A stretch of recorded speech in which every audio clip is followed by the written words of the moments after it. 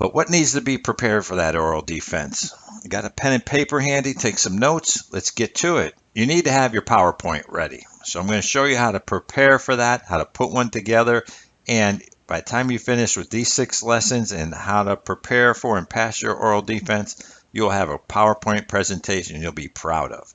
You need to set up your desktop for where you're going to be sitting when you do your oral defense. I'll give you some insights and tips and strategies on how to set up your desktop for success. I'm going to help you understand how you can better prepare your committee members so that they're happy and they're satisfied when they get on the call, because the happier they are, the more easier this is going to be for everybody. The easier it is for them, the happier they are, the easier you get your approval. It's that simple. And then the mindset. This will be your mindset on what you've got to have to be successful. In part, that's what this entire strategy is about, is helping you understand how to be prepared and have a mindset of success. So when you start your oral defense, you're comfortable, you're confident, and you're going to have a great time. I'm going to give you some insights about the setting itself for that oral defense and just, again, how to be prepared and what to expect. So the first area I want to talk about is that PowerPoint. Now, you've probably got experience creating PowerPoints. I don't know how professional you are at creating them. I don't know if you're a public speaker like I am. I go around the world doing presentations, but some tips and strategies to help you develop a PowerPoint presentation that's going to serve you well. First one is, do you have a university format? Some universities actually have a format they want you to use. What should be on slide number 1, number 2, number 3, whether you should have a background to it or not. Some universities give you that as a prescription to follow, others do not. So that's the first thing you want to find out. If there is a format and they give you insights on exactly how to do that, then follow that. In case you're not sure, I'll give you what I call, during this 6-lesson strategy, exactly how many slides in your PowerPoint you should have for each chapter. And that way, in case you have no format guidance from your university, you'll have an idea on what might serve you well. The PowerPoint should be used to guide your presentation. Please don't read your PowerPoint slides to your committee members. Use it as a guide to follow through. Notice how in my presentations, I put a bullet up and then I talk about it. So use it as a guide to present your work. You already know what you're going to talk about. If not, you should. So that when the bullet comes up, like you see here, it triggers my thoughts and I decide what I want to do in regards to my presentation. Don't put a paragraph of information up there and then read it to everybody. Certainly you could read the bullet, but don't just read the bullet, then amplify it, edify it with other information. You want to address the salient points and keep it research focused. My lesson strategy here is to help you better understand how to pass and get approved at your oral defense. So the salient points are all going to be related to how to prepare and what to do during that oral defense to be successful. In your case, for your dissertation, whether it be your proposal or the final dissertation itself, it depends on which oral defense you're preparing for. Some universities do require an oral defense at the proposal, where others only require it at the dissertation phase. But you want to talk about the salient points, address the salient points of that body of knowledge, which is your dissertation. If you're going to do an oral defense for your proposal, then you're going to address the salient points, the most important parts, and more so related to the research aspects of chapters 1, 2, and 3. When you do your dissertation oral defense, yes, you'll relate to chapters 1, 2, and 3, but you'll be more focused on chapters 4 and 5 in regards to the research and how the data was collected and analyzed, what it means, presenting that data, and then offering recommendations, conclusions, and findings. Use bullet points, just like I'm doing here. Don't add full paragraphs of information. There's no reason for you to write out the whole problem statement. There's no reason for you to write out the whole purpose statement. These are things that you can write with a bullet and you can address then in your conversation. Keep in mind, if you put too much information on there, it's going to be hard for other people to read. In today's mobile technology world, some people are actually going to be doing it on a smartphone. A committee member may sign through GoToWebinar and actually view it on a phone, or they may be on a teleconference and they're viewing your slides even on a phone because they're not at a computer. So you never know what they're going to be looking at. But even if you saw here 2 paragraphs of information, it would be so small a font, it wouldn't make any difference. In your dissertation oral defense, present the slides, much like you see here, with the bullets and one at a time. The worst thing you could do is put all the bullets up at one time and then speak to the first one, the second one, because if you do it all at once, while I would be talking about the university format, you'd have read all the bullets during that. You wouldn't have paid attention to what I had to say. So keep in mind, you're going to guide your followers, in this case, your committee members, in your work. As I mentioned, don't read the slides. Don't read the slides. I always have to tell my committee mentees before the oral defense, don't read the slides to us. We're smart. We can read too. We've already read your dissertation. Matter of fact, we've read your dissertation quite a few times. We know what's in it.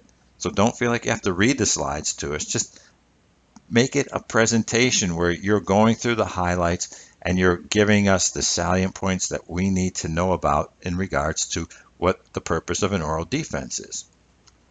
Keep the slide background basic. As I always say, the KISS philosophy, keep it simple, student.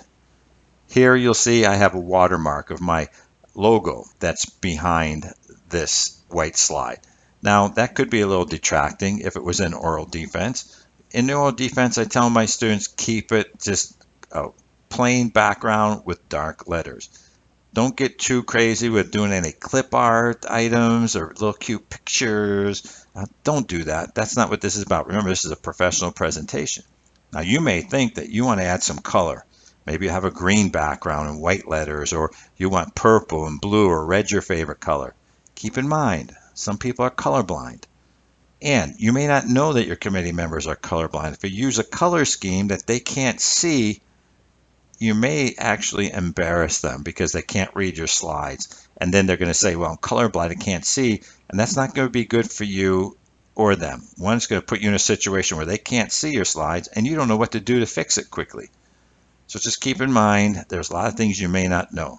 Keep it simple, student. A nice simple background. If you want to do a little shade on it or something like that, that's fine.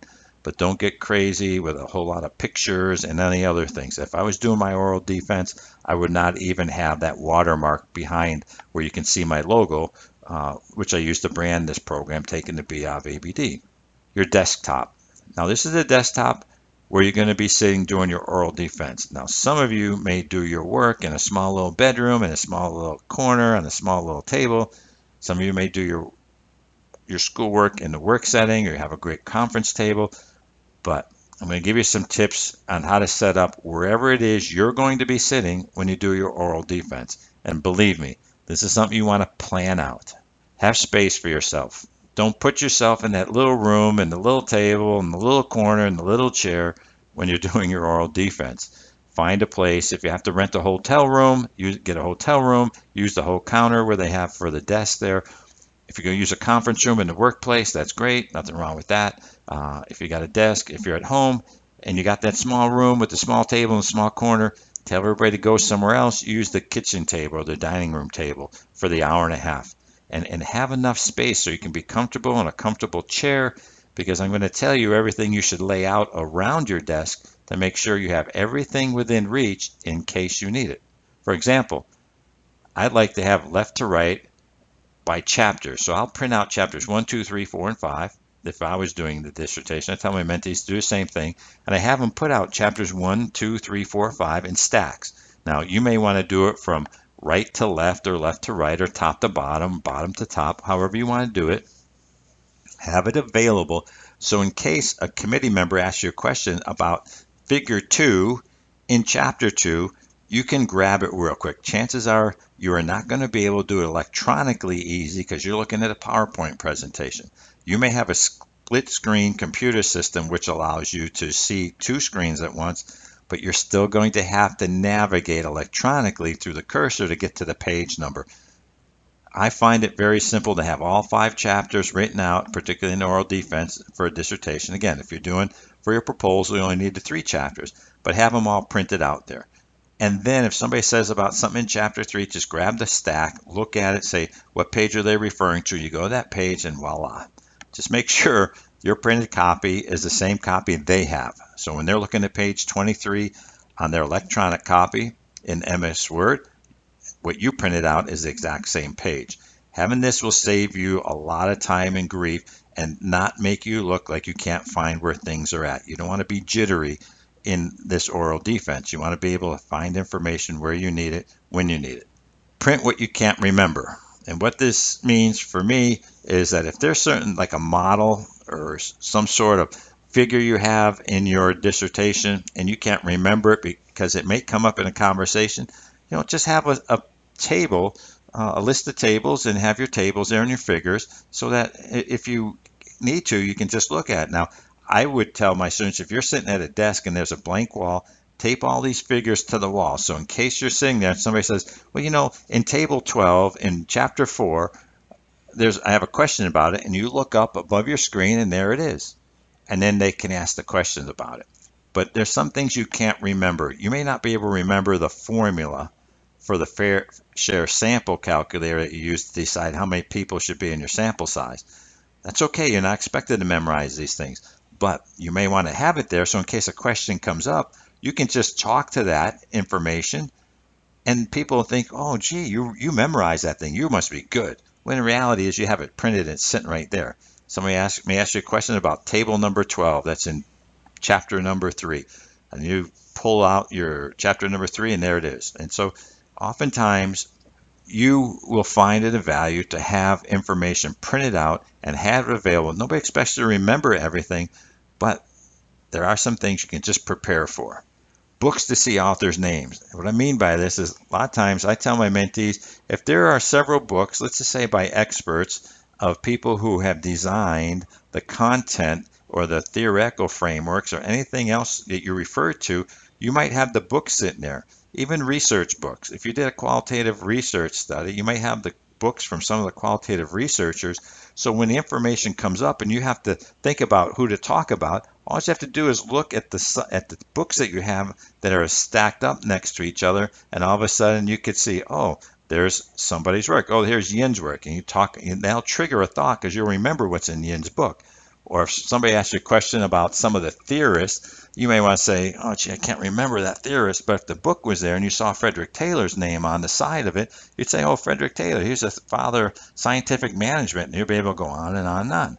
So there are times when having these books there, not that you should ever have to open any of them up during your presentation, but just have them there as a list of people. So in case you get a question, then you could just look at that book title and name of the author, and they'll trigger your thoughts and you'll be able to go. Committee members' phone numbers. This is important.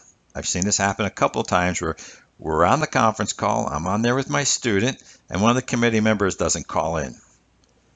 People are people, and sometimes they make mistakes, and sometimes they can't make a call. But if you're sitting there with me and you're on the other side of the phone and we can't get a hold of a committee member, I'm going to say to you, do you have their number? You might want to call them and see what they're doing. And you'll say, oh, I don't have their phone number. It's not in front of me. Okay, this will alleviate that. I've had it happen one time where literally an hour before the conference call was set, one of the faculty members' spouse was in an accident. He had to go to the hospital, and rightfully so, he forgot about the oral defense. Not purposely, he just had something going on that he couldn't remember because something else was more important, the life of his spouse.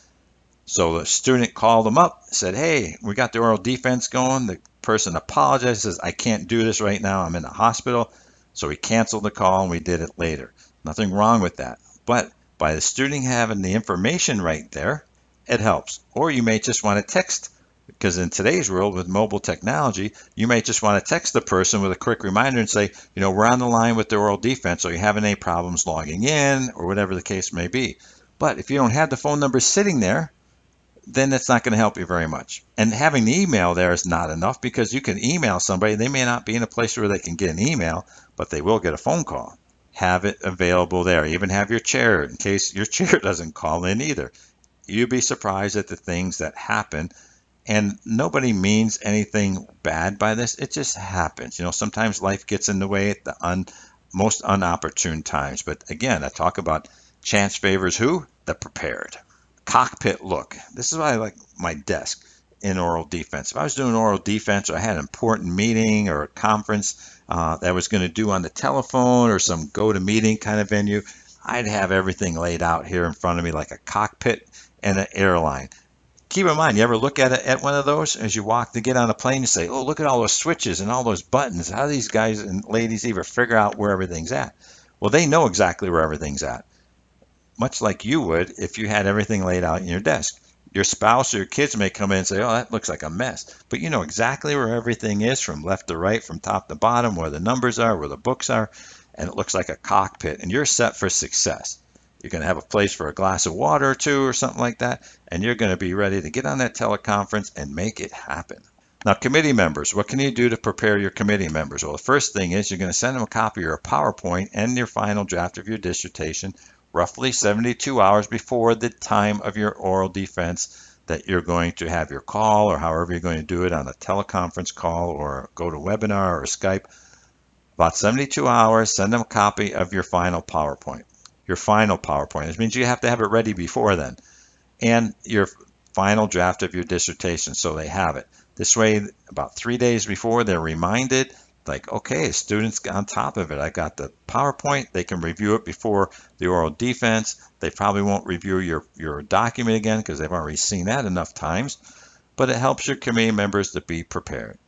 Then, send the conference information about 72 hours as well. This could be an email with your PowerPoint and dissertation.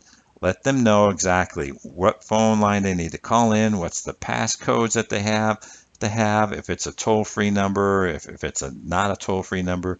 If you're using GoToWebinar, make sure they have the code there to be able, once they get into GoToWebinar, to get to that meeting. Let them know 72 hours beforehand, because believe me, they're not going to be thinking about it until probably about 24 hours beforehand. But when they see all this stuff show up 3 days before, they're going to look at you and they're going to say, that person's got it going. They're organized. They're making sure I have everything. And you're helping your committee members to feel comfortable. Send a reminder email the day before with the conference information in it again. 24 hours beforehand, send this follow-up email. You do not need to send the PowerPoint and the dissertation again. Just a quick follow-up reminder in 24 hours. Let's say the phone call or a teleconference is going to happen. Your oral defense is going to be at 10 a.m. tomorrow morning. Here's the phone number where they access information. So they're reminded yet again, but they're not like being pestered every day. Just, 3 days before and then 24 hours before. This way they're ready, they're reminded, they'll make sure their schedule's clear. And you don't have to tell them this, they're just going to mentally do this. They're going to make sure that time's available to be on that call with you. Know their personal preferences. And what I mean by this is some faculty members prefer different types of authors, different types of researchers. They like to have questions a certain way. They like to be addressed a certain way. Some faculty like to be called Dr., like for example, Dr. Rich, or is it Dr. Rich Shuttler, Dr. Shuttler? Know what their preferences are. Help them feel comfortable when they're on the call. Even if they tell you, you can call me by my first name, like if I would have said, hey, it's okay, we've known each other for 2 years, just call me Rich. Don't do that, okay? Their personal preference might be to do that, but the formality of this doctoral oral defense is as such where it's formal. You should call them at least by the doctor first name, or more appropriately so, doctor with their last name. But know their personal preferences for anything. If you can understand, if you know that they're colorblind, or if perhaps, some faculty are hard of hearing. Some faculty have English as a second language. Know how is best to communicate with your audience. Just like you would if they were sitting in a conference room around a table, you would have some information. Get an idea of what their preferences are. Some faculty like things very brief and to the point. Others like that long, drawn-out discussion.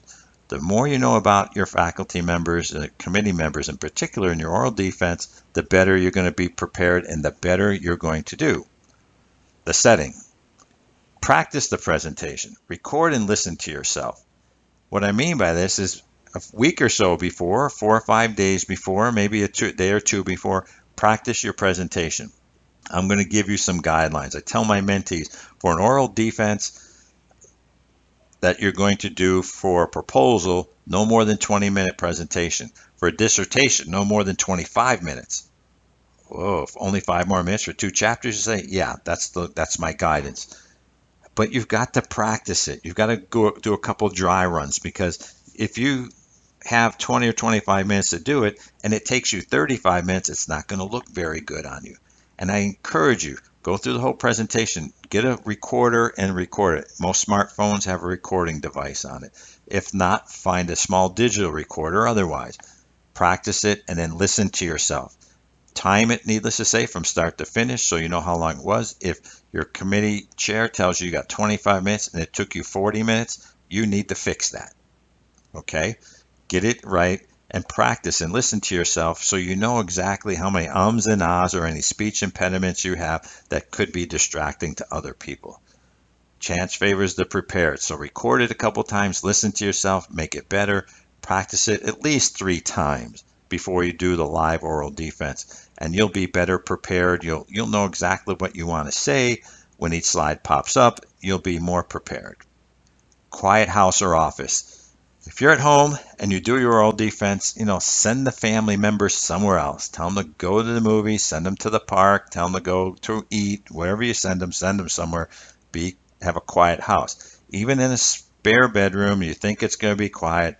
Doorbell might be ringing, the TV might get loud, the phone might be ringing, people might be screaming and hollering. You never know what's going to happen. The dog will start barking. Just find a quiet setting. If you're in the office setting, lock the door to your office or the conference room. You don't want people coming in and out. You need to have a quiet place without interruption. And some of you think it's no big deal. You say, well, okay, the family's gone. I don't have a dog. I just have a quiet cat. You'll be surprised 20 minutes into your presentation when you're talking to people that the cat can't see.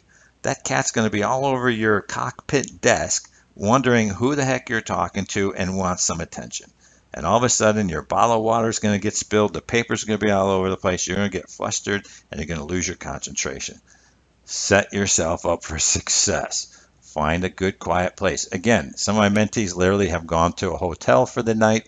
They've done it in a hotel because they know nobody's going to bother them. Water to drink. Have a glass of water. I like to have a bottle of water, like I have one right here, right now. I'm doing this presentation. Maybe you like tea. Don't get too crazy with caffeine and sugar. It's just going to make you jittery and nervous before your presentation. But have something to drink, because 20 minutes into a presentation, then you get a couple questions, you're going to have a dry throat, and you're going to have a mouth that's kind of, I need a drink.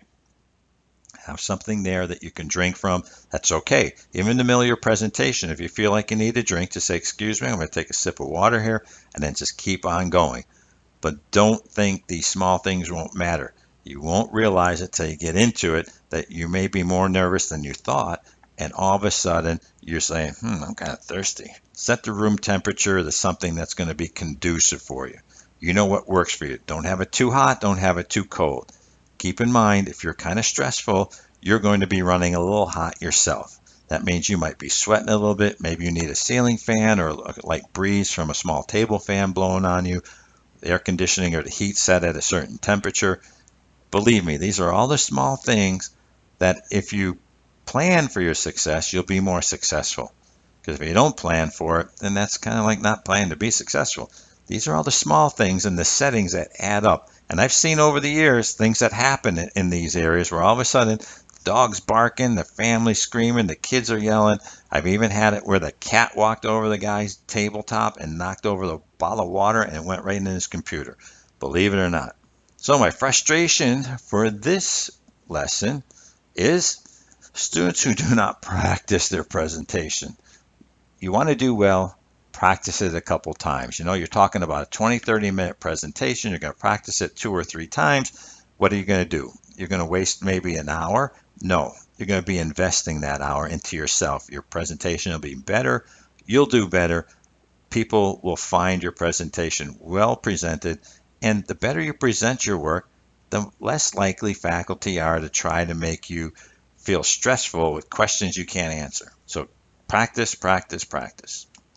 And my quote of the week is, before the event, prepare your desk, your committee, and your mindset for success. Everything I'm talking about deals with the mindset.